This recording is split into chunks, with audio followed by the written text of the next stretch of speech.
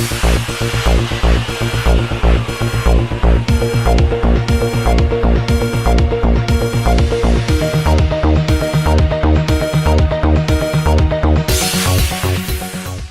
اللہ الرحمن الرحیم۔ السلام علیکم ناظرین، منروا کلب فیصل آباد کے زیر اہتمام یوم یکجہتی کشمیر کے حوالے سے ایک واک کا انعقاد کیا گیا، جس کی قیادت ڈویژنل کمشنر محمود جاوید بھٹی نے کی۔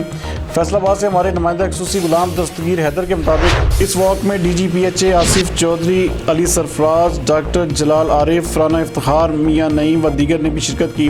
واک منروا کلب سے شروع ہو کر کلب روڈ اور سرکٹ ہاؤس تک گئی۔ شرکا نے کشمیر بنے گا پاکستان اور آزادی کشمیریوں کا حق ہے کہ فلک شگاف نعرے بھی لگائے۔ ڈویژنل کمشنر محمود جاوید بھٹی کا کہنا تھا کہ کشمیری حریت پسندوں کا خون ضرور رنگ لائے گا اور کشمیری عوام جلد آزادی حاصل کریں گے، کیونکہ اب وقت آ گیا ہے کہ کشمیریوں کو ان کا حق خود ارادیت دیا جائے۔ مزید اس حوالے سے دیکھتے ہیں یہ رپورٹ۔